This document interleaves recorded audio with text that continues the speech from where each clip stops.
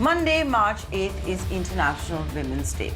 Ahead of that, PhonePe has pledged of having more women in senior leadership roles, increasing it to 25% when it comes to two roles as directors and vice president. I'm going to be talking about this and more with PhonePe's co-founder and CEO, Sameer Nigam. Sameer, it's always a pleasure talking to you. Thanks so much for joining us today on the show.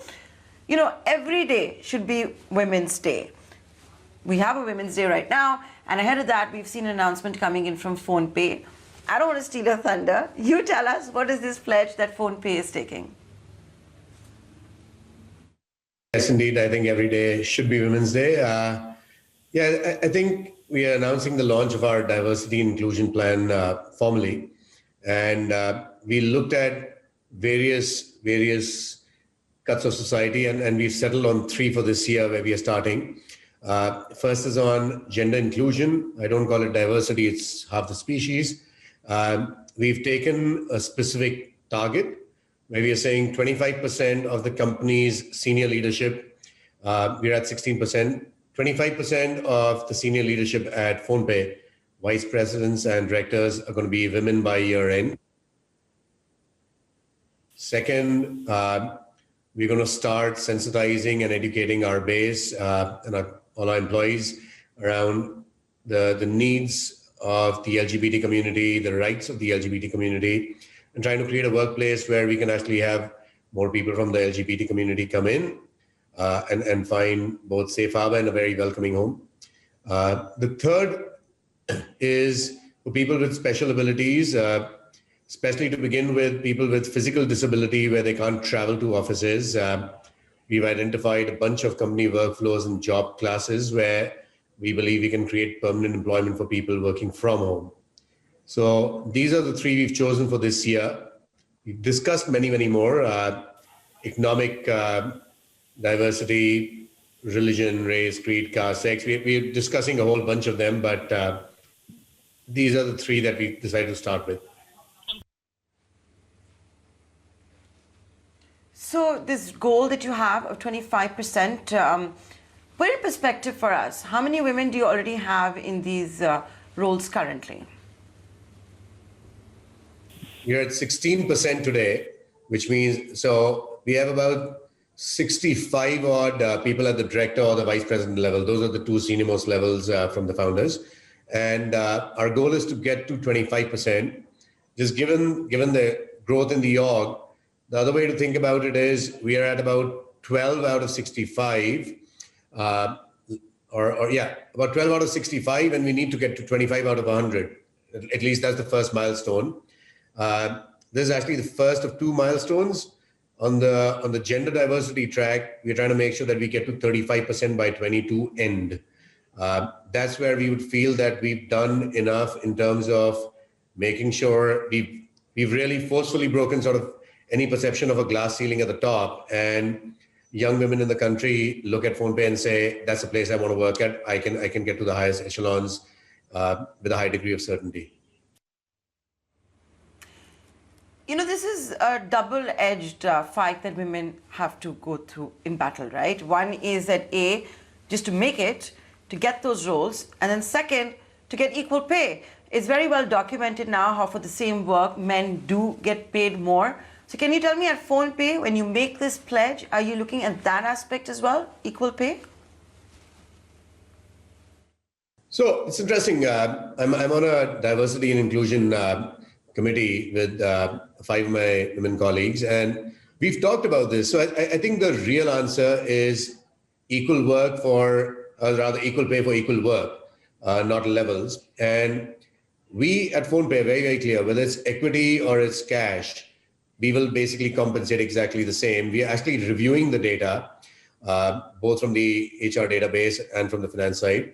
I think there's real challenges there today, and I'll tell you what they are. I think one, there's perception bias, and you can look at data and solve for that. The second is, I think especially in the tech sector, there is a reality / myth, it's a combination of the two, of really long hours, ad hoc hours, midnight work. And today the fact of the matter is in the tech sector, people put a lot of premium on 24/7 availability, which does become limiting when you're talking about women in leadership. I think 21-year-old kids, boys or girls, men or women, I think everyone's slogging it out. That's just a fact today. But when you have, again, marriage, mobility, maternity, it is difficult to expect people to actually be in office 24/7, especially women. And I think the answer that we are trying to find is one that understands, appreciates, and then just solves for it. So aspiration is 100% first to data, make sure that we correct any wrongs if there are in the system. I haven't luckily found anything yet, but we will hard correct if we need to. If that's what it takes, we will do so explicitly. I want to also get your views on this, and I'm going to be candid. I recently did interview Union Minister Smriti Irani, who does have the portfolio for women and children, and she did talk about a Niti Aayog report, which also shows the startup ecosystem is not spared when it comes to this gap between men and women. How bad is it? Is it better than the traditional economy? I don't think the gap is as profound at the college plus or entry level for the first 7 or 8 years. As I said, I think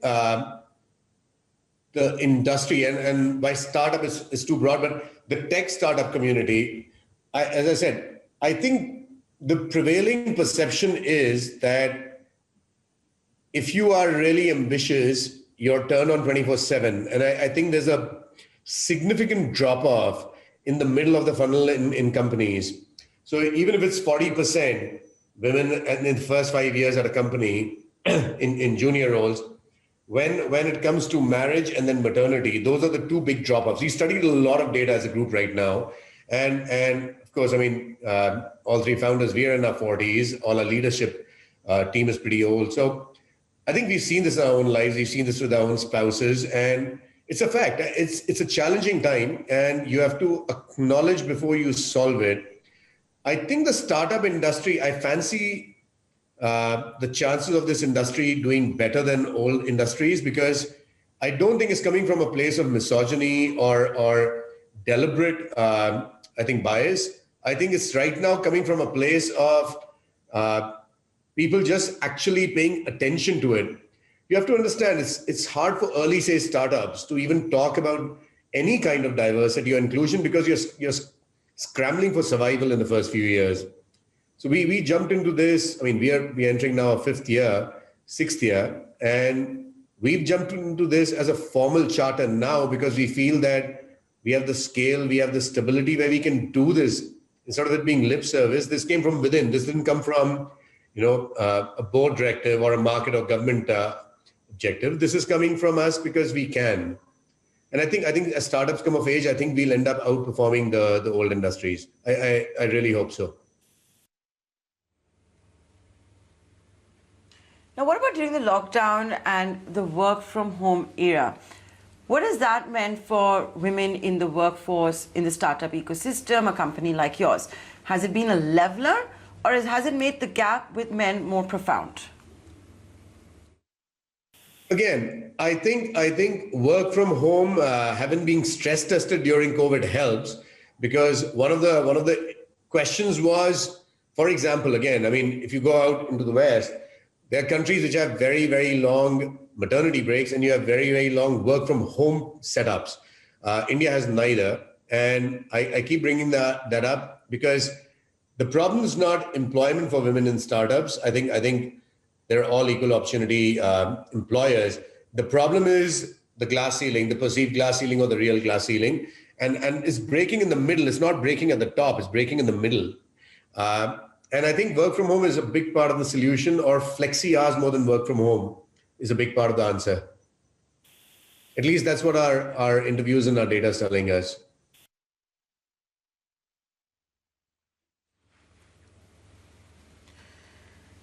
You talked to me also about how you're doing inclusion, not just for women, but you're looking to have more diversity and all of that for even the LGBTQ community. Sounds great, but there will be challenges. Your clients may have issues, employees may have issues. How are you going to work around that? Well, I mean, I said this at a town hall recently. I've spent equal parts of my life in Delhi, Bangalore, Bombay, and out west in the States, a lot of it in LA. And I'll say this,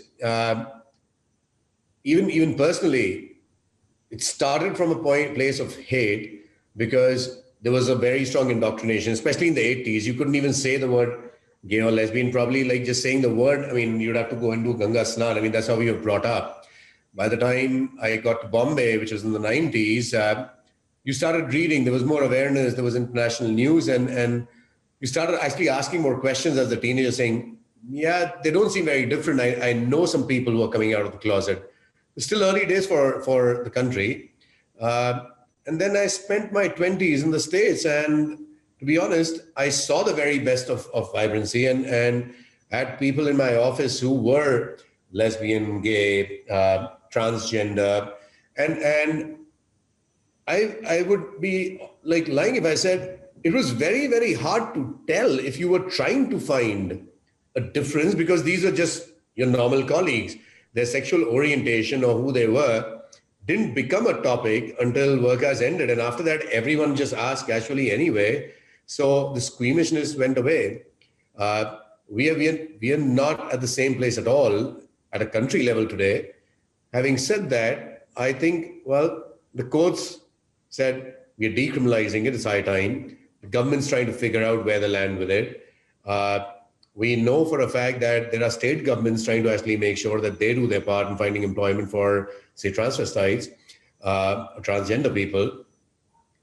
We're just doing our part. We addressed the town hall. We spoke to all the employees and told them that this is how we feel. We're going to do it. There's going to be people who will be upset. There'll be people who will be saying, hey, why are you doing this? But that's not who we are solving for. We are solving for the LGBT community because, well, they're citizens of the country too. And many of them are very talented human beings. Just on the law of averages, if there's talented people who are straight, there's talented people who are not.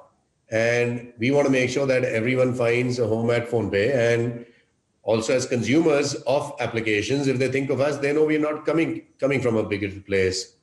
So it is what it is. And we'll deal with any issues that arise. I mean, who cares? We'll leave it at that. I mean, clearly you're trying to make a difference. And here's wishing you and PhonePe all the very best for making these very significant changes. We'll take a short commercial break, ladies and gentlemen, but stay tuned. Coming up on the other side, treat this like a masterclass for venture debt. One of the early players in the country in venture debt, new fund. What exactly does that mean? We'll tell you after this break.